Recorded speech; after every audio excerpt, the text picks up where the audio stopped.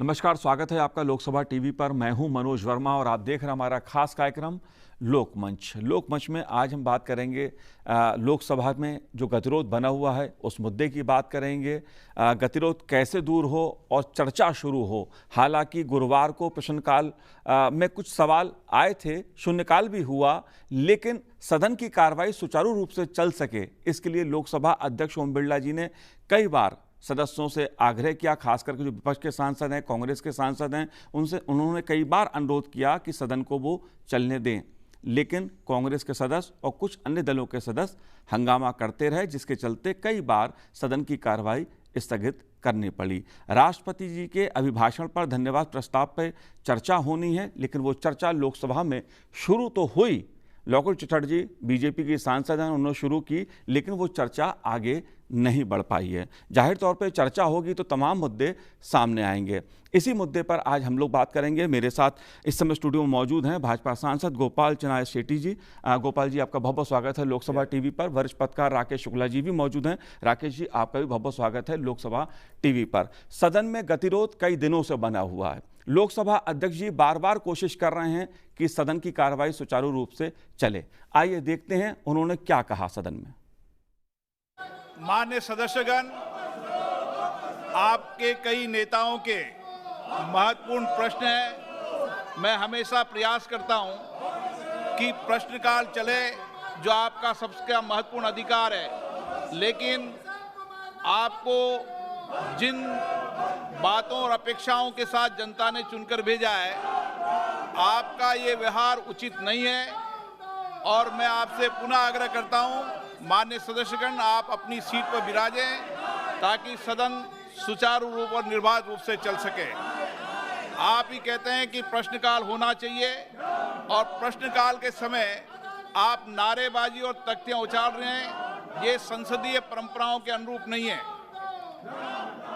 मैं सभा की कार्रवाई 5 बजे तक के लिए स्थगित करता हूं। जी, प्रश्नकाल खासा महत्वपूर्ण होता है एक सांसद की दृष्टि से। वो दलीय राजनीति से अलग हटके भी इसको समझा जा सकता है। गोपाल शेट्टी जी बीजेपी के सांसद हैं और गुरुवार को उनका भी एक सवाल था प्रश्नकाल में जल संसाधन मंत्रालय से। वो पूछना चाहते थे लेकिन नंबर ही नहीं आ पाया क्योंकि सदन की कार्रवाई नहीं चल पाई। गोपाल जी, वो सवाल आपका क्या था? और जब प्रश्नकाल नहीं चलता है तो एक सांसद के तौर पर प्रश्नकाल मैं समझता हूं कि भाजपा सांसदों के लिए भी बहुत महत्वपूर्ण है, और जो और दल के सांसद होते हैं एक सांसद के लिए बहुत महत्वपूर्ण रहता है। आप कैसे देखते हैं? देखिए, सांसद जब एक लोकसभा का सत्र पूरा करके मतदार संघ में जाते हैं तो दूसरे लोकसभा के सत्र के लिए तैयारी करते हैं। देश में जो गतिविधियां होती है, मतदार संघ में जो गतिविधियां होती है, उसके बारे में हम लोग सवाल पूछते हैं और सवाल लगता है। सवाल तो लगना यानी बहुत भाग्य की बात होती है। मुश्किल से सवाल लगते हैं। 100-150 सवाल हम लोग डालते हैं तो उसमें से कभी 1-2 लग जाता है। मेरे लिए भाग्य की बात यह है कि गत शुक्रवार को भी लगा था और आज वापस शुक्रवार है तो आज भी वापस लगा है जी। और गत शुक्रवार को जो प्रश्न लगा था वो बहुत ही महत्वपूर्ण प्रश्न था कि देश में जो घुसपैठिए कितने हैं, वो कितने चले गए, इस प्रकार का मुद्दा था। देश जब इस प्रकार के संकट से घिरा हुआ है और जब देश में जो गतिविधियाँ किसानों के आंदोलन को लेकर जो चल रहा है, उसमें हम हमारे देश के लोगों के ऊपर भी शंका कर रहे हैं, और इसके साथ साथ में जो विदेश से जो घुसपैठिए है वो भी इस प्रकार का हंगामा मस्ती करते होंगे, तो वो भी एक शंका के घेरे में है सभी लोग। तो इस प्रकार के प्रश्न के माध्यम से उसका उत्तर प्राप्त करना होता है। उत्तर सिर्फ सांसदों को जो हम प्राप्त करते हैं वो हमारे लिए नहीं होता है, पूरे देश के लिए, लोगों के लिए जानने के लिए होता है। देश 130 करोड़ का है, सांसद में तो 542 लोग आए हुए, लेकिन ये 542 लोग जो कामकाज करते हैं, जो प्रश्न पूछते हैं, वो पूरे देश के लोगों को और विदेश में बसे हुए लोगों को भी जानकारी मिलती है। लेकिन उसके ऊपर भी चर्चा होने देते नहीं है। लोकशाही में सत्ता पक्ष विपक्ष सारे लोगों ने मिलकर एक पार्लियामेंट को किस तरह से सुचारू ढंग से हम चलाए, उसके लिए गाइडलाइन बनी हुई है। वो गाइडलाइन में सबसे इंपॉर्टेंट मुद्दा ये है कि जो प्रश्नकाल होता है उसको हम रोज चलाए। उसका कारण यह है कि प्रश्नकाल का जो उत्तर इकट्ठा करने के लिए बहुत बड़े डिपार्टमेंट के लोग लगे हुए होते हैं, उसमें बड़ा खर्चा होता है और इसको ही हम लोग लैप्स करते तो कितने पैसे का हम लोग नुकसान देश का करते हैं, ये चिंता का विषय है। और गत बार भी चलाने लोकसभा के अध्यक्ष बार बार कहते हैं भाई सदन चलने दीजिए, आप चर्चा करिए। देखिए, हम लोग भी विपक्ष में थे, बहुत लंबे समय तक हम विपक्ष में थे, लेकिन उन दिनों में भी पार्लियामेंट चलता नहीं था। उन दिनों में पार्लियामेंट चलता नहीं था। वो इसलिए चलता नहीं था कि हमको डिस्कस करना है, डिस्कस करने दीजिए, तो डिस्कस करने नहीं देते थे उन दिनों में। उन दिनों में डिस्कस करने नहीं देते थे। इन दिनों में आप देखेंगे कितना परिवर्तन हुआ है। हम चाहते हैं कि आप डिस्कशन करिए, हम उनको इनवाइट करते हैं कि आप डिस्कशन करिए, जो मुद्दे पे डिस्कशन करना है करिए, आपको जब करना है तब करिए, सारे सवालों को बाजू में रख के, सारे एजेंडा को बाजू में रखकर आप डिस्कशन स्टार्ट करिए। इस प्रकार का न्योता देने के बाद में, इनवाइट करने के बाद में भी डिस्कशन करने के लिए तैयार नहीं है। अब डिस्कशन करने के लिए क्यों तैयार नहीं है? क्योंकि किसानों के मुद्दे के ऊपर इनके पास कोई एजेंडा नहीं है जी, इनके पास कोई पॉइंट्स नहीं है। अगर विरोध करते हैं तो क्यों करते हैं? देखिए, देश नेतृत्व के ऊपर चलता है। सत्ता पक्ष का एक नेतृत्व होता है, एक विरोधी पक्ष का नेतृत्व होता है। देश के लोगों के मानसिकता, सभी एक पार्टी के एक विचार के लोग तो होते नहीं है। मेरा टेस्ट का कुछ होगा, आपका टेस्ट कुछ होगा, भाई साहब का टेस्ट कुछ होगा। तो लोकसभा के माध्यम से सभी बातों का खुलासा होता है। इसलिए किसानों का बिल कितना सही है ये सत्ता पक्ष के लोग बताने का प्रयास करेंगे, ये कितना गलत है आप विपक्ष के लोगों ने उसको बताने का प्रयास करिए, लेकिन गलत नहीं है इसलिए आप बता नहीं पाएंगे, इसलिए चर्चा ही नहीं करते हैं। इसलिए चर्चा ही नहीं करते हैं। इनका सबसे बड़ा प्रॉब्लम है कि दे लैक ऑफ लीडरशिप है। इनके पास लीडरशिप की कमियां पार्लियामेंट के अंदर भी है, पार्लियामेंट के बाहर भी है। पार्लियामेंट के बाहर जो इनके नेता बात करते हैं वो किस प्रकार का मजाक हो जाता है वो भी हम सबके सामने है। पार्लियामेंट के अंदर डिस्कशन करने के लिए इनके पास सक्षम नेतृत्व नहीं है। ये इनकी खामियां हैं और इनकी कमियां और खामियों को छुपाने के लिए ये देश का नुकसान कर रहे हैं। ये देश का नुकसान कर रहे हैं। मैं आपसे और भी इसके पहलू और भी समझूंगा आपसे। गुरुवार को, शुक्रवार को सदन की जो कार्रवाई है उसका जो एजेंडा है, गुरुवार को प्रश्नकाल में कई महत्वपूर्ण सवाल लगे हुए थे जिन पे सवालों पे चर्चा नहीं हो पाई। शून्यकाल में भी कुछ मुद्दे उठे, कुछ सदस्यों के मुद्दे रह गए क्योंकि सदन की कार्रवाई सुचारू रूप से नहीं चल पाई। इसी प्रकार के महत्वपूर्ण और भी संसदीय कामकाज था जो उस दिन की कार्यसूची में, गुरुवार की कार्यसूची में शामिल था, उस पर भी चर्चा नहीं हो पाई। शुक्रवार का जो एजेंडा है, क्या सदन चल पाएगा, उस पर भी एक सवाल है। मेरे सहयोगी अमरेंद्र गुप्ता जी इस समय मेरे साथ जुड़े हुए हैं। अमरेंद्र जी, अमरेंद्र जी, गुरुवार को भी सदन रुक रुक के चला, सुचारू रूप से नहीं चल पाया। कई बार सदन की कार्रवाई स्थगित करनी पड़ी। कई दिनों से यह तस्वीर देखने को मिल रही है। राष्ट्रपति के अभिभाषण पर धन्यवाद प्रस्ताव पर चर्चा होनी है, कई महत्वपूर्ण मुद्दे सामने आने हैं। विपक्ष को भी चर्चा का मौका मिलेगा, लेकिन सरकार कह रही है हम चर्चा के लिए तैयार हैं, विपक्ष कह रहा है हंगामा दिखाई दे रहा है। आपके पास क्या जानकारी है? मनोज जी, जब से बजट पेश हुआ है, राष्ट्रपति जी के अभिभाषण के बाद बजट पेश हुआ है, तब से अगर देखें तो मंगलवार, बुधवार और गुरुवार, इन 3 दिनों में जमकर लोकसभा में हंगामा हुआ। सारा पूरा सदन जो है बाधित रहा। रात को 9 बजे तक भी आखिरी सिटिंग के लिए लोकसभा अध्यक्ष अपने आसन पर आते हैं और सदन को ये आह्वान करते हैं, साथ साथ विपक्ष को ये आह्वान करते हैं कि आप लोग गरिमा बनाए रखिए लोकतंत्र के इस मंदिर की, सभी को बराबर का मौका दिया जाएगा और सदन को चलाने में सहयोग करिए।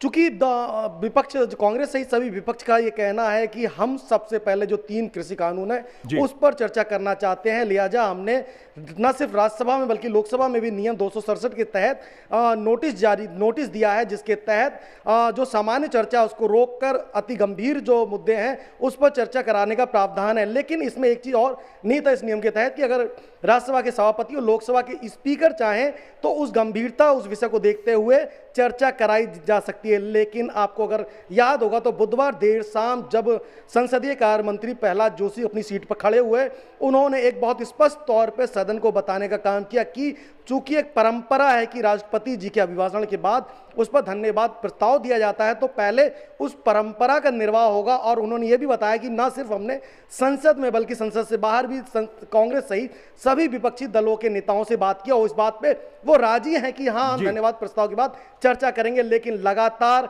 हाउस को बाधित किया जा रहा है, लोकसभा को बाधित किया जा रहा है और लोकसभा नहीं चल पा रही है। यही बात लोकसभा अध्यक्ष ओम बिरला लगातार, जब भी सुबह 11 बजे वो आते हैं, गुरुवार की अगर तस्वीर मैं आपको सामने एक बार फिर से लेके आऊं तो गुरुवार जब लोकसभा अध्यक्ष ओम बिरला जी अपने आसन पर आते हैं, विपक्ष का हंगामा जारी था, शोर शराबा जारी था। ऐसे में लोक महत्व से जुड़े हुए जो प्रश्न पहर होता है, जो प्रश्नकाल होता है, लोकतांत्रिक परंपरा में एक अति महत्वपूर्ण पहर होता है जिसमें सभी चुने हुए सांसद न सिर्फ अपने क्षेत्र की बल्कि देश से जुड़े हुए उन तमाम मुद्दों पर सवाल खड़े करते हैं, सवाल पूछते हैं, जिसका जवाब संबंधित मंत्रालय और मंत्री देते हैं। लेकिन अगर आप बुधवार की तस्वीर को देखें तो सिर्फ 3 सवाल विभिन्न मंत्रालयों के आए जिस पर जवाब आया, लेकिन शोर शराबा इस तरह से हावी था विपक्ष का, जिसकी वजह से लोकसभा अध्यक्ष ओम बिरला जी को सदन की कार्रवाई को स्थगित करना पड़ा।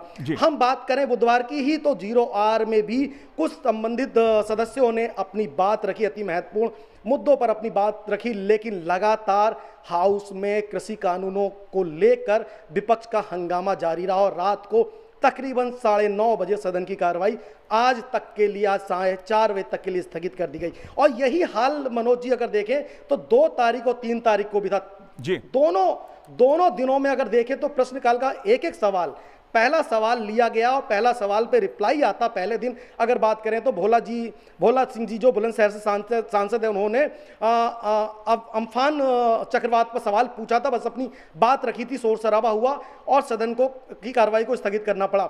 बुधवार को जगदम्बिका पाल डुमरियागंज बीजेपी के सांसद है, उन्होंने बीएसएनएल की खस्ता हालत पर एक सवाल किया, लेकिन जवाब आता उससे पहले सदन में हंगामा हो गया और सदन को स्थगित करना पड़ा। तो कुल मिला के पिछले 3 दिनों से जो तस्वीर है मनोज जी यही है, विपक्ष अपने अड़ियल रवैये पर अड़ा हुआ है कि पहले हमें इस कानून पर चर्चा करें, बाद पे राष्ट्रपति अभिभाषण, लेकिन परंपरा कुछ और कहती है। मनोज जी चलिए अमरेंद्र जी, बहुत बहुत शुक्रिया आपका, बहुत धन्यवाद। भाजपा सांसद मनोज तिवारी जी ने क्या कहा, आइए वो भी सुन लेते हैं जी। क्या बोले वो सदन में, इसको भी हम आपको सुनवाएंगे, लेकिन उससे पहले एक प्रतिक्रिया राकेश शुक्ला जी की ले लेते हैं। राकेश जी, आमतौर पे देखने में आता है कि जैसा कहा गोपाल जी ने कि टकराव विपक्ष और सरकार के बीच तब देखने को मिलता था पहले कि सरकार जब चर्चा के लिए राजी नहीं होती थी या विपक्ष की मांग को नहीं मानती थी। यहाँ पे सरकार चर्चा के लिए तैयार है, सरकार कह रही है हर मुद्दे पे चर्चा कर लो, लेकिन विपक्ष कह रहा है चर्चा नहीं, कानून वापस लो। लोकसभा अध्यक्ष जी कह रहे हैं हर मुद्दे पर चर्चा कराई जाएगी सदन में, आप सदन को सुचारू रूप से चलने दीजिए। ये क्या राजनीति है? और दूसरी बात, राज्यसभा में जब चर्चा चल चुकी, वहां पर जब सदन चल रहा है, तो लोकसभा में कांग्रेस को आपत्ति क्या है? दरअसल यदि आप समाधान चाहेंगे तो समाधान के लिए फिर आपको सहमति के साथ आगे बढ़ना होगा, और यदि आप राजनीति करना चाहेंगे तो वहाँ पे असहमति को सामने रख के चला जाता है। मुझे लगता है पार्लियामेंट के अंदर राष्ट्रपति के अभिभाषण से पहले कृषि बिल पे चर्चा को लेकर जिस तरीके से अडिग हैं, वो साफ तौर पे बता रहा है कि यहाँ पूरी तरह से विपक्ष राजनीति के एजेंडे को लेकर चल रहा है। इसी तरह से आप सदन के बाहर भी देखिए तो सदन के बाहर भी 11 से 12 बार केंद्रीय कृषि मंत्री और 2 अन्य मंत्रियों के साथ किसान नेताओं की चर्चा हुई, लेकिन उसमें भी किसी तरह का रास्ता क्यों नहीं निकल पाया?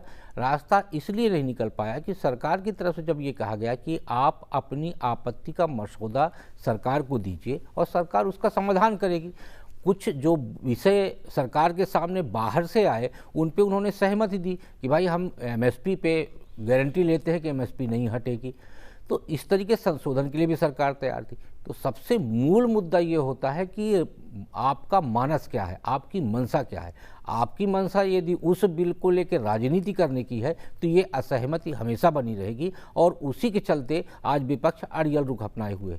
दूसरा, जहाँ तक विषय है कि आप चर्चा की बात कर रहे हो, तो राष्ट्रपति के अभिभाषण पे भी आप किसानों के मुद्दे पे बात रख सकते हैं, कारण कि उसमें कोई ऐसी बाउंड्री बना के नहीं रखी गई है कि राष्ट्रपति के अभिभाषण पे आप इस विषय को नहीं लाएंगे, नंबर 1। नंबर 2, विपक्ष को सरकार की तरफ से भाषण लिख के नहीं दिया जाता, वहाँ पे विपक्ष स्वतंत्र होता है संसद के अंदर बोलने के लिए। तो संसद के अंदर विपक्ष जो है अपना किसान का एजेंडा पेश कर सकता है और मुझे लगता है एक बहुत अच्छा अवसर होगा विपक्ष के लिए कि वो वहाँ पे किसानों के मुद्दे को बेहतर तरीके से रखे और सरकार को एक्सपोज कर दे कि ये तीनों बिल जो हैं वो बहुत खराब हैं। लेकिन क्योंकि बिल को लेके कोई मीन मेख नहीं है और इस बिल को लेके सिर्फ राजनीति की जा रही है, इसलिए केंद्रीय मंत्रियों के साथ किसान नेताओं की चर्चा में भी वो विषय नहीं आ रहा और संसद के अंदर भी चर्चा को लेकर एक अड़ियल रुख अपनाया जा रहा है कि परंपरा, संसद परंपरा से चलती है और नीति से, उसमें परंपरा का निर्वहन ज़्यादा किया जाता है। तो राष्ट्रपति का अभिभाषण पे चर्चा हो जाने दीजिए, या उस चर्चा में भी आप किसानों का मुद्दा रखिए, या इंतजार करिए कि सरकार की तरफ से जब कृषि बिल पे चर्चा की बात की जाएगी तो आप चर्चा करिएगा। दूसरा जो महत्वपूर्ण बात यह है कि आप जब ये बिल आया था लोकसभा और राज्यसभा में, तब विपक्ष कहाँ था? तब यही विपक्ष के नेता जो आज आंदोलन के रास्ते पे हैं और धरने पे बैठे हुए हैं, उनकी तरफ से तालियां बजाई गई थी इस बिल पे जी। और आप भी जानते हैं ऐसे कई नेता हैं। हमारे दिल्ली के मुख्यमंत्री की तरफ से नोटिफिकेशन दे दिया गया कि बहुत अच्छा बिल है, किसानों के हितकारी है, लेकिन बाद में उनको लगा कि ना ये तो गलती हो गई, हमको तो इस पे राजनीति करना है, तो नोटिफिकेशन को वापस ले लिया गया।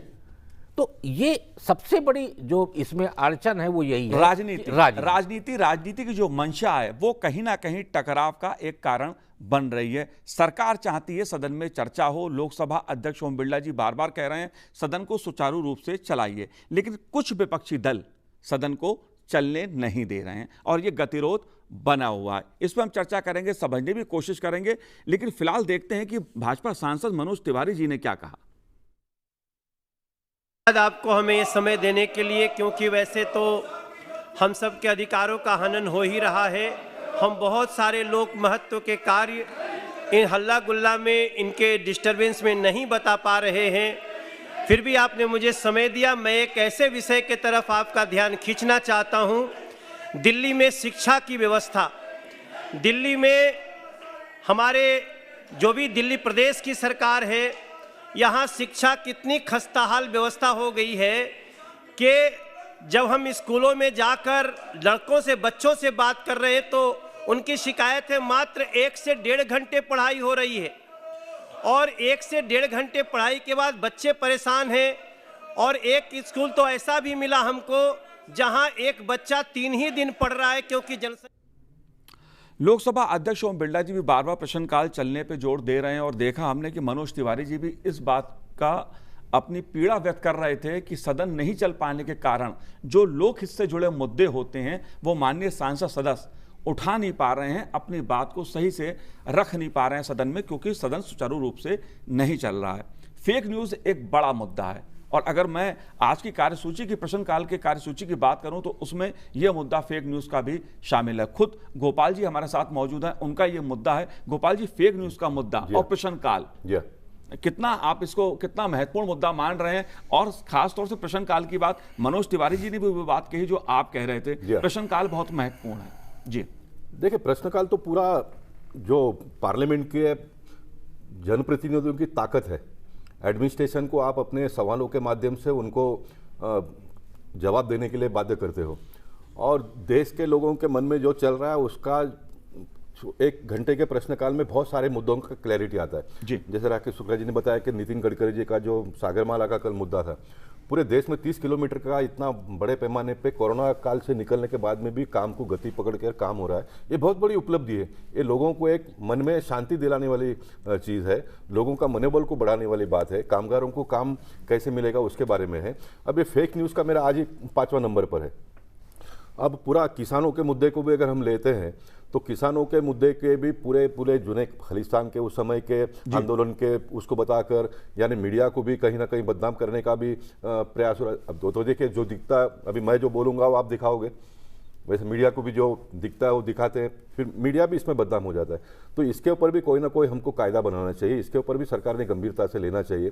प्रोडक्ट मैन्युफैक्चरर लोग जो होते हैं वो किसी भी तरह से एडवर्टाइज के माध्यम के आपको जवान को बूढ़ा बना देंगे, बूढ़े को जवान बना देंगे, ये खाने से ये हो जाएगा, ये लेने से ये हो जाएगा, यानी लोगों को दिशा देने के बदले में लोगों को गुमराह करके अपना बिजनेस को कैसे हम बढ़ा पाए, इस चक्कर में सारे लोग लगे हुए हैं।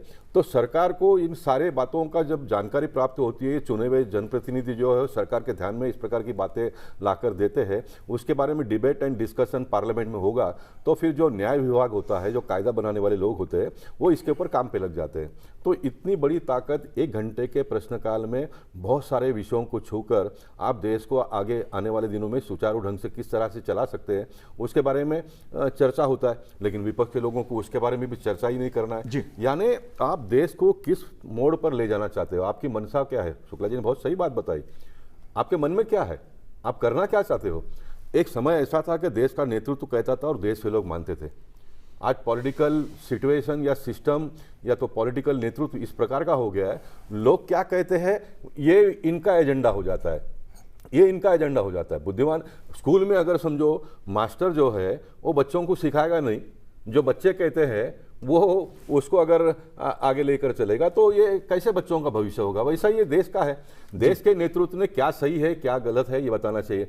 हम भी विपक्ष में रहे, लेकिन हमारे नेता अटल बिहारी वाजपेयी जी ने जब पाकिस्तान का युद्ध इंदिरा जी ने जीता था तो दुर्गा करके उसको संबोधित किया पार्लियामेंट में, इतने बड़े न्याय मंदिर में, क्योंकि ये हमारे देश का गौरव था उन दिनों में, ये हमारे देश के लिए प्राइड था, ये हमारे देश का स्वाभिमान सम्मान बढ़ाने वाला मुद्दा था। आपने भी मंशा की बात कही, राकेश जी ने भी मंशा की बात कही। अगर मैं राज्यसभा की बात करूं तो वहां तो चर्चा शुरू हुई, कांग्रेस के नेताओं में चर्चा, वहां क्या लोकसभा में क्यों नहीं? राकेश जी ने बहुत सही मुद्दे को उठाया कि विपक्ष का एक काम करने का दूसरा एक तरीका होता है कि अगर राज्यसभा में अगर विपक्ष के लोग काम चलने नहीं देते हैं तो फिर लोकसभा में भी वही एजेंडा को लेकर चलते हैं। लेकिन एक बार एक जगह पे तय हो गया तो दूसरी जगह पे भी वही इंप्लीमेंट होता था। लेकिन ये पहली बार देखने के लिए ये मिल रहा है कि राज्यसभा ने मान लिया 15 घंटे की चर्चा तो 15 घंटे की चर्चा, सरकार ने 14 घंटा नहीं कहा, 15 घंटे का चर्चे को मान लिया। अब राज्यसभा ने जब चर्चा शुरू कर दिया फिर विपक्ष ने पार्लियामेंट को न चलने देना, यानी देश के लोगों को भी एक असमंजस की स्थिति में आप डाल रहे हो कि भाई किस दिशा में ये पार्लियामेंट जा रही है, किस दिशा में ये पॉलिटिकल लीडर लोग काम कर रहे हैं। ये एक लोगों के लिए चिंता वाली बात हो गई है, यानी आपके पास कोई दिशा ही नहीं है, आप क्या करना चाहते हो ये पता ही नहीं चल रहा है। और इसलिए मैंने कहा कि इनके पास डिबेट एंड डिस्कशन के लिए कोई मुद्दा नहीं है। डिबेट करेंगे तो मुंह की खानी पड़ेगी इनको, कि इनके पास ये बिल। देखिए मैं आपको बहुत ईमानदारी से कहना चाहता हूं, मैं भी तो आखिर एक देश का नागरिक हूं जी, मैं भी किसान परिवार से या तो उससे छोटे उससे भी नीचे स्तर से यहां तक आया हूं। देश में जितने भी बिल बनते हैं चाहे वो विधानसभा में हो या पार्लियामेंट में हो, उसमें सरकार का एक भाग होता है जी, जो रेवेन्यू का मुद्दा। मैं इसको पूरा करता हूं। गोपाल, ये आप बहुत महत्वपूर्ण मुद्दा उठा रहे हैं, बहुत महत्वपूर्ण जानकारी आप देने वाले हैं, क्योंकि समय एक ब्रेक का हो गया है, इसलिए पहले ब्रेक ले लेता हूं, फिर आपके पास आता हूं और फिर आपसे ये जानकारी लूंगा। आप देखते रहिए लोकसभा टीवी।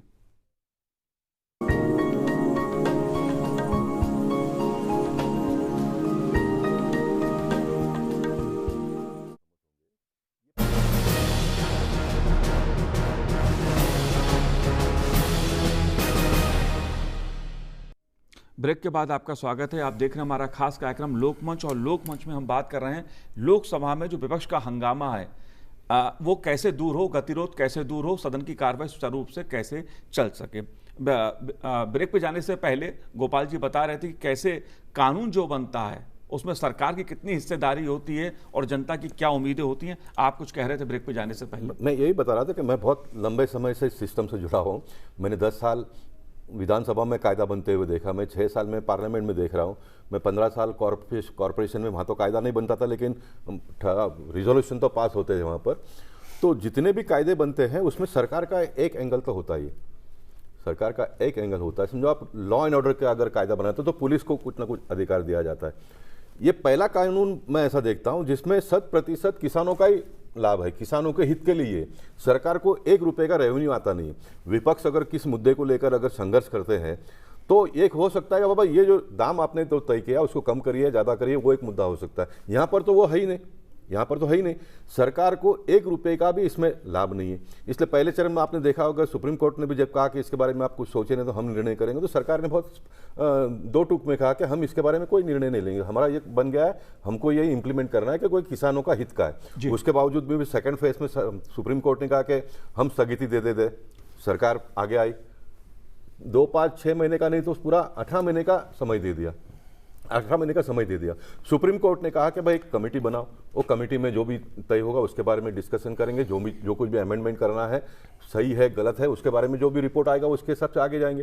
तो ये लोग सुप्रीम कोर्ट के बारे में भी मानते नहीं है। सुप्रीम कोर्ट जो कमेटी के बारे में बात करते हैं उसके भी बारे में मानते नहीं है। जो मेंबर्स को नियुक्ति होती है उनके बारे में भी संदेह पैदा करते हैं। आप छोड़ दीजिए ना, आप कह दीजिए सुप्रीम कोर्ट को भाई ये आपका नहीं चलेगा, ये हमारे 4 लोग हैं, ये डिस्कशन करेंगे। बात तो आगे बढ़ सकते हैं ना कहीं से। आप हर चीज का विरोधी करते हो। कांग्रेस पार्टी के नेता है राहुल गांधी जी, लोकसभा के सदस्य भी हैं। उनका कहना है, जो उनका वक्तव्य मैंने पढ़े जो सुने, कि बातचीत नहीं, बिल वापस चाहिए। किस लिए बिल वापस लेने का? देखिए फिर तो पार्लियामेंट का मतलब ही कहां रह जाएगा। हर बिल का विरोध होगा, यानी पार्लियामेंट इतना सारा मेहनत करके पैसा खर्चा करके बिल बनाए और कुछ लोग अगर विरोध उसका करते हैं तो उसको बिल वापस ले लेने का, तो ये देश कैसे आगे बढ़ेगा? आप क्यों वापस लेने का ये तो बताइए।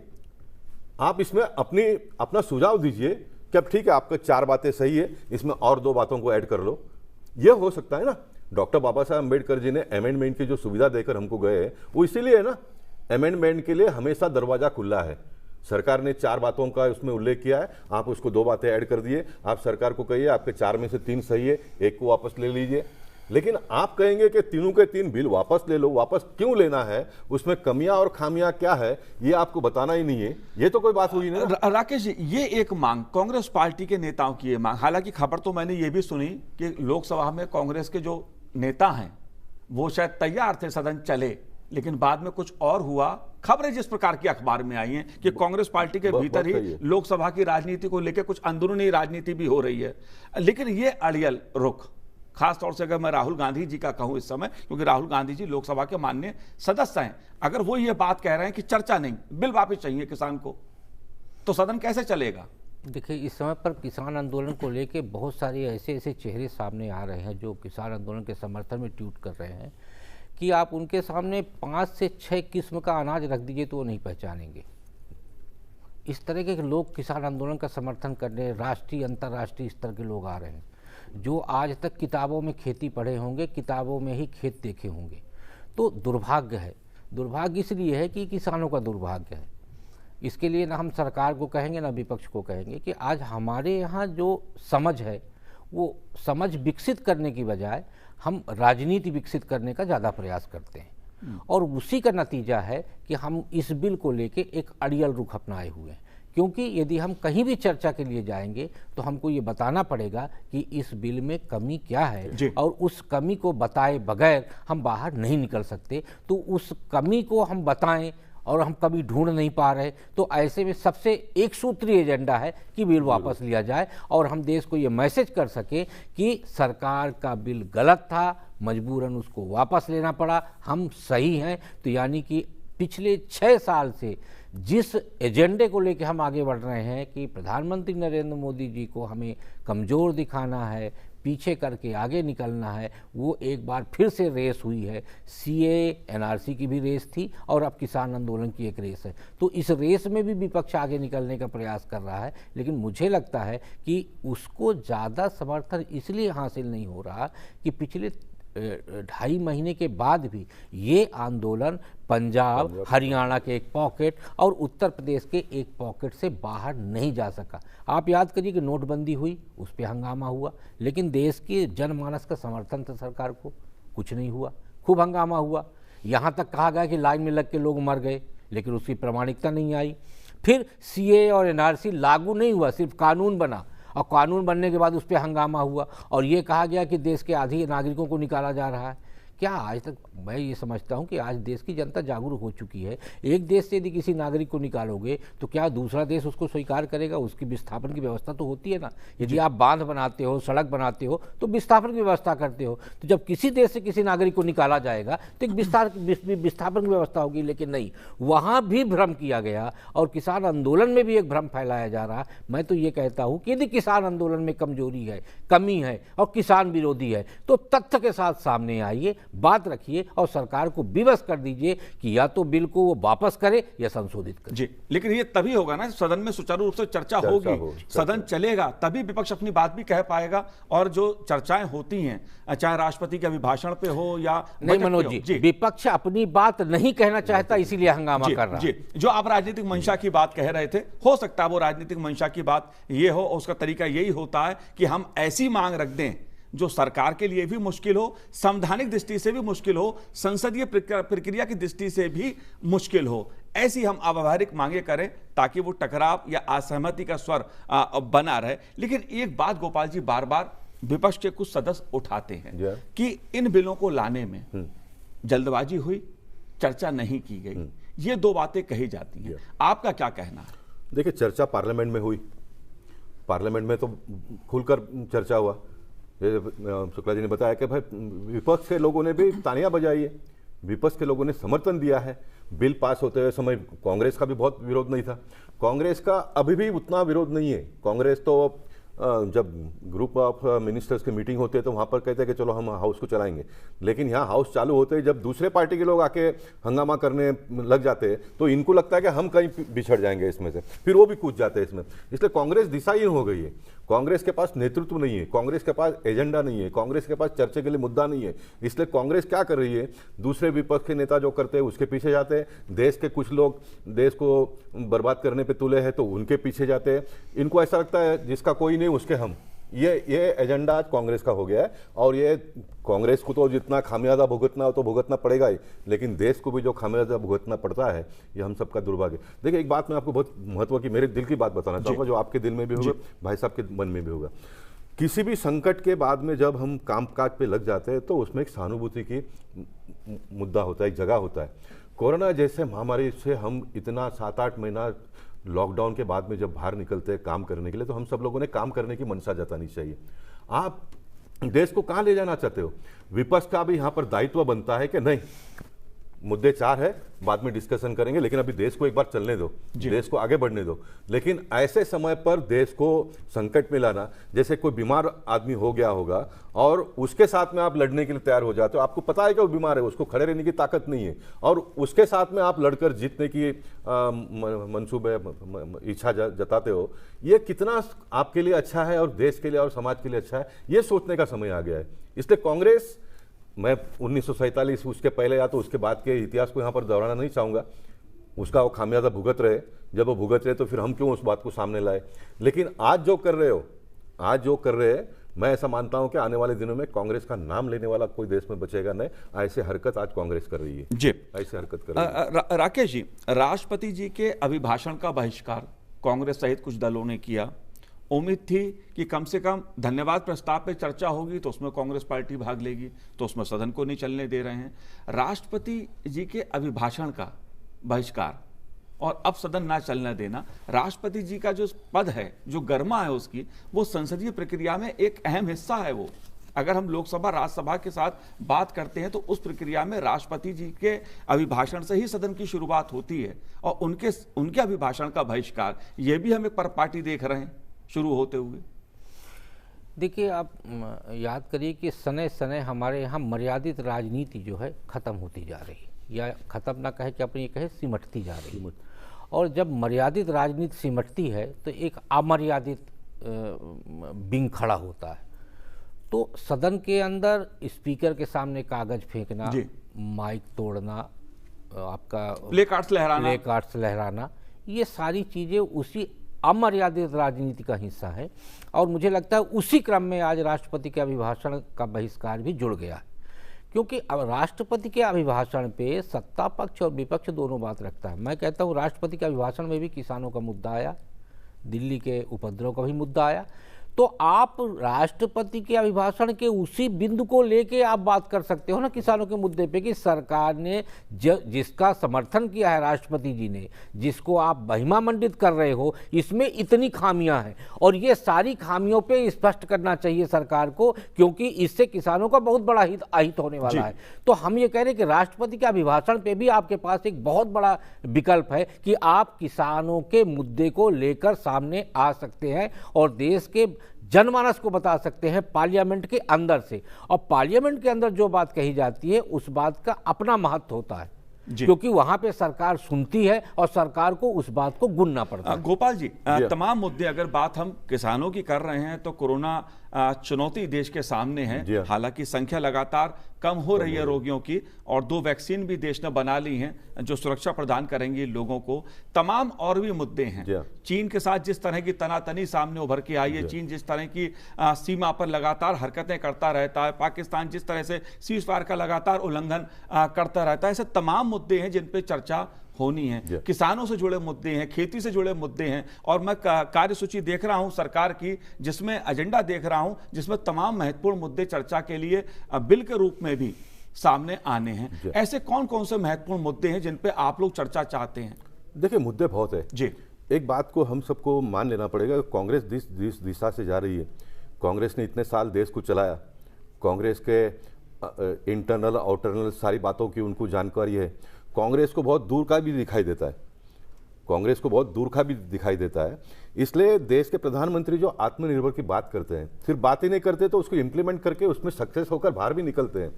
तो इन सारी बातों को लेकर प्रधानमंत्री का जो कद है, देश का जो कद है, देश का जो ग्रोथ रेट है, वो बहुत ऊपर जाएगा, इस बात की जानकारी कांग्रेस को है। उनके पास भी तो कोई ना कोई मैकेनिज्म तो है ना। तो इन सारे बातों को कैसे उसको दबाया जाए, ये सारा एक्सपोज ना हो, देश के लोगों के सामने ना आए, दुनिया के सामने ना आए। मोदी जी 6 साल में जितना उनका कद बढ़ा है उससे और ना बढ़ जाए, इसके लिए ये सारा ये पैंतरेबाजी कर रहे हैं कांग्रेस जी। कांग्रेस जो कुछ भी करे।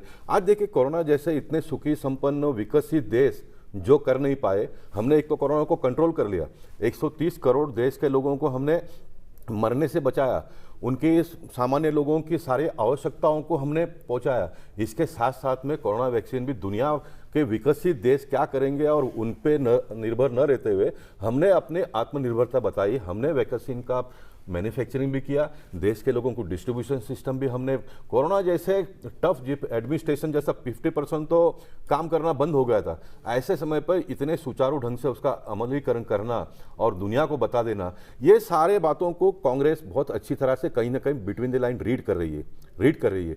इसलिए एक नॉन इश्यू को लेकर अच्छे देश की जो खूबियां है, जो उपलब्धियां है, उसको कैसे हम दबाए, इसके लिए कांग्रेस ये चाल चल रही है। ये बहुत दिन चलने वाला नहीं है। कांग्रेस 100% एक्सपोज हो जाएगी, 90% हो गई है, 10% उनके लोगों को लगता है कि ये आंदोलन से हम बाहर निकल कर आएंगे, ये भी पता चल जाएगा आने वाले दिनों में क्या है करके। इसलिए कांग्रेस एक ऐसी बीमारी है देश को, इस बीमारी को बहुत जल्दी खत्म करना ही बेहतर होगा देश के लिए, और ये खत्म करना तो देश के लोगों के हाथ में किया है उन्होंने। अबाउट 95% तो खत्म हुआ है, चलिए बचा हुआ जो 5% है वो भी हो जाएगा। चलिए, कांग्रेस पार्टी के सांसद भी विपक्ष में हैं आज, उन्हें भी अपनी बात कहने का हक है, अपनी बात वो कहते हैं, लेकिन सदन चले, ये लोकसभा अध्यक्ष जी भी चाहते हैं, हर कोई चाहता है कि सदन की कार्रवाई चले। बात आपने उपलब्धियों की कही, सरकार की उपलब्धियों की बात कही, मैं बात आपको बताता हूं। केंद्रीय सड़क परिवहन एवं राजमार्ग मंत्री नितिन गडकरी जी ने गुरुवार को लोकसभा में बताया कि किस तरह जो भारतमाला परियोजना है वो किस तरह विकास के नए मापदंड स्थापित कर रही है, साथ ही देश में जो हाईवे है उसमें कैसे कीर्तिमान देश में बन रहा है कि 30 किलोमीटर प्रतिदिन उसका निर्माण जो होता है वो पहुंच गया है। इस तरह की भी उपलब्धियां सामने आ रही है, लेकिन ये सब जानकारी देश के सामने तभी आएगी जब प्रश्नकाल चलेगा, सदन चलेगा, तभी सदस्य सवाल भी पूछ पाएंगे और मंत्री जो हैं, माननीय मंत्री जो हैं, वो बता भी पाएंगे कि सरकार वास्तव में कर क्या रही है। ये जो मुद्दा है कि जो भारतमाला परियोजना है, ये कितनी महत्वपूर्ण है, क्योंकि अब जो रिकॉर्ड सामने आ रहा है ये तो एक कीर्तिमान बन रहा है कि 30 किलोमीटर प्रतिदिन तक निर्माण कार्य हो रहा है। आपका क्या कहना है इस पर राकेश जी? भारतमाला परियोजना के तहत माननीय नितिन गडकरी जी की तरफ से 9 लाख करोड़ के कार्य की योजना बनाई गई थी, ये 2019 के लोकसभा चुनाव के पहले जी, और आज उसमें से करीब 7 लाख करोड़ के काम आवंटित हो चुके हैं। उसमें 44 एक्सप्रेस वे हैं, दिल्ली मुंबई एक्सप्रेस वे सहित देश भर में 44 एक्सप्रेस वे बनाया जा रहा है, ग्रीनफील्ड एक्सप्रेस वे। दूसरा, उसमें इकोनॉमिक कॉरिडोर है। जिले जो पिछड़े जिले हैं जिनको एनएच की कनेक्टिविटी नहीं मिली है, भारतमाला परियोजना के तहत उन जिलों को एनएच के साथ कनेक्ट किया जा रहा है। टूरिस्ट क्षेत्रों को एनएच के साथ कनेक्ट किया जा रहा है। धार्मिक स्थलों को एनएच के साथ कनेक्ट किया जा रहा है। ये 9 लाख करोड़ की परियोजना बहुत तेजी से काम कर रही है। अब जो कार्य था, नितिन जी ही बता रहे थे कि जब 2014 में उन्होंने सड़क परिवहन मंत्रालय का कार्यभार संभाला तो प्रतिदिन 3 किलोमीटर के हिसाब से सड़क का निर्माण हो रहा था, और आज 2020-21 में 30 किलोमीटर प्रतिदिन के हिसाब से सड़क का निर्माण हो रहा है। और अभी कल ही एक विज्ञप्ति आई थी और सरकार की तरफ से, सड़क मंत्रालय की तरफ से कहा गया कि इन्होंने एक दिन में 10.5 किलोमीटर 4 लेन सड़क बनाने का वर्ल्ड रिकॉर्ड बनाया है। तो सड़क परिवहन मंत्रालय की तरफ से एक नया विश्व रिकॉर्ड भी कायम किया गया है कि एक दिन में यानी 24 घंटे में इन्होंने 10.5 किलोमीटर 4 लेन कंक्रीट सड़क यानी सीमेंट कंक्रीट सड़क बनाने का एक विश्व रिकॉर्ड कायम किया है। तो भारतमाला परियोजना के पीछे जो उनका कॉन्सेप्ट है वो यही है कि देश का कोई भी क्षेत्र जो अभी तक वंचित रह गया है सड़क कनेक्टिविटी से, वो छूटने न पाए। और हमें टूरिस्ट को भी बढ़ाना है, पिछड़े क्षेत्रों को भी जोड़ना है और उनको मुख्य धारा में लाना है और विकसित जिलों के साथ उनको जोड़ना है। तो ये तमाम जिलों को लेके, तमाम सेक्टर को लेके ही भारतमाला परियोजना पे काम चल रहा है। और पहले ही इस परियोजना का जो वो था बजट, वो करीब 6 लाख करोड़ था। बाद में ये आज की डेट में ये 9 लाख करोड़ हो गया है। और उसमें अभी कुछ दिन पहले ही बातचीत चल रही थी मंत्रालय में किसी अधिकारी से, तो वो बता रहे थे कि करीब 7 लाख करोड़ के काम आवंटित हो गए हैं। जैसे दिल्ली मुंबई एक्सप्रेसवे का काम जो है अभी शुरू हुआ, कोरोना के बाद भी वहाँ 40% काम पूरा हो चुका है। जाहिर तौर पे जब हाईवे अच्छे होते हैं, जब सड़क मार्ग अच्छा होता है, तो देश का जो विकास होता है उसे गति मिलती है। इस बार का जो 1 फरवरी को केंद्रीय वित्त मंत्री निर्मला सीतारमण जी ने जो बजट प्रस्तुत किया है, जो मोदी सरकार का बजट है, उसमें इंफ्रास्ट्रक्चर को खासा फोकस में रखा गया है। उसके लिए सरकार ने भारी भरकम राशि आवंटित की है ताकि देश का जो बुनियादी ढांचा है, जो इंफ्रास्ट्रक्चर है, वो डेवलप हो, उसको और विकास हो। कुछ आप कहना चाह रहे हैं? देखिए, बहुत अच्छा मुद्दा आपने उठाया। ये जो बजट कोरोना जैसे संकट के बाद में जो बजट प्रस्तुत हुआ, दूसरे कोई भी देश का इतिहास आप देखेंगे तो हमारे देश का भी इतिहास अगर पिछला देखेंगे तो पैसे नहीं है, थोड़ा सबको मदद करना पड़ेगा, कोऑपरेट करना पड़ेगा, इसमें से हम बाहर निकलेंगे, इस प्रकार के भाषण होते थे। लेकिन ये बजट जिसमें विकास काम के लिए भरपूर पैसा दे दिया, भरपूर पैसा दिया। ये जो रोड कनेक्टिविटी जो नितिन गडकरी जो काम कर रहे हैं, इसको आप सिर्फ रोड और लोगों को गाड़ी चलाने के लिए इतने तक सीमित न रखते हुए इसमें इकोनॉमिक का बूस्ट को इतनी ताकत इससे मिलने वाली है। यानी कनेक्टिविटी, एक जीडीपी को बढ़ाना, कामकाज को बढ़ाना, रोजगार को बढ़ाना, इंडस्ट्रियल ग्रोथ को आगे ले जाना, इसमें बहुत बड़ा ये भूमिका रोड कनेक्टिविटी से होता है। और बजट में जिस प्रकार का बजट हुआ है, देखिए हमको ऐसा भी लगता था कि ठीक है अभी 1-2-3 दिन ये लोग आंदोलन करेंगे, धरना करेंगे और बाद में समाप्त हो जाएगा, ऐसा लगभग सभी लोगों को लगता था। लेकिन ये बजट से और वाहवाही ना हो जाए सरकार का और नरेंद्र मोदी जी का, इसलिए इन्होंने इसको वापस आगे बढ़ा दिया। टिकैत साहब का आप देखेंगे तो जब 26 जनवरी के जो भी बातें हुई उसमें से बाद में ऐसा पता चला कि उन्होंने खुद डिक्लेयर भी किया कि हम अब इसको समाप्त करेंगे। लेकिन फिर बाद में लगा कि ये बजट इतना मजबूत बजट है, ये बजट इतना अच्छा है जो दुनिया में क्रांति का एक संदेश भेजा जाएगा, तो इन्होंने इसको और गति देना प्रारंभ कर दिया ताकि जो अच्छी बातें हैं वो बाहर ना आए, अच्छी बातें लोगों के दिमाग में ना जाए। ये कांग्रेस बहुत इतना दिमाग अगर इन्होंने देश को आगे बढ़ाने के लिए किया होता तो इनके इतने बुरे दिन आज नहीं आते थे, इनके इतने बुरे दिन नहीं आते थे। लेकिन ये गतिरोध दूर कैसे होगा? गतिरोध दूर होने का एक ही तरीका है, आपने और हमने लोगों के दिमाग में डालना है। मैं आपसे निवेदन करूंगा और टीवी जगत से जो लोग भी जुड़े हैं, ये इनके जो कारनामे हैं यहाँ का ये बताना बंद करना चाहिए। और खेत में जो किसान आज काम कर रहे हैं, जो हम देखो, मैं तो कोई खेतीबाड़ी करने वाला नहीं हूँ, मैं तो मुंबई से आता हूँ, लेकिन जो अन्य राज्य से एमपीज आते हैं वो बात करते हैं, साहब उनको तो समझ नहीं है, उनको काम नहीं है, इतना काम है खेती में इन दिनों में। जो सही किसान है वो तो यहाँ आया ही नहीं है, सही किसान जो है वो तो यहाँ पर आया ही नहीं है, जिनके पास कोई कामकाज नहीं है, जिनको जिस तरह से लाया जाता है उसका मैं यहाँ पर उल्लेख करके आपके टीवी का गरिमा बिगाड़ना नहीं चाहता हूँ मैं, ऐसे लोग आए हैं। इसलिए मीडिया के लोगों ने गांव-गांव में जाकर किसानों का जो आज का उनका हालात है, किसानों के इस बिल के बारे में क्या रवैया है, ये जिस दिन बताना प्रारंभ करेंगे तो ये ऑटोमेटिकली सारा नीचे आ जाएगा, सारा नीचे आ जाएगा। जी क्यों राकेश जी, गतिरोध कैसे दूर होगा या गतिरोध ऐसी बना रहेगा? और गतिरोध ऐसी बना रहेगा तो इतने महत्वपूर्ण मुद्दे जिसके सामने हैं, कैसे चर्चा उस पर होगी? सरकार चर्चा चाहती है, लोकसभा अध्यक्ष ओम बिरला जी चाहते हैं सदन में चर्चा हो, प्रश्नकाल चले, शून्यकाल चले, लेकिन विपक्ष हंगामा, शोर शराबा, कैसे होगा? नहीं, गतिरोध तब दूर होगा या होता जी जब समस्या होती है तो उसका समाधान होता है।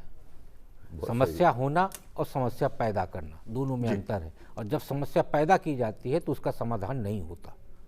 जैसे आज जो किसानों का आंदोलन चल रहा है, तो जब ये आंदोलन शुरू हुआ था तो किसानों ने शुरू किया था और तब वो आंदोलन हो रहा था, अब आंदोलन कराया जा रहा है जी। तो जब भी आप देखिए बेसिक चीज किसी भी चीज का समाधान तब तक नहीं हो सकता जब तक उसके मूल पे नहीं बिल्कुल। जाहिर तौर पे सदन चलेगा तो उसमें चर्चा भी होगी और बहुत से मुद्दों पर बात भी होगी। गोपाल जी, आपने हमसे बात की, आपका बहुत बहुत शुक्रिया, बहुत बहुत धन्यवाद।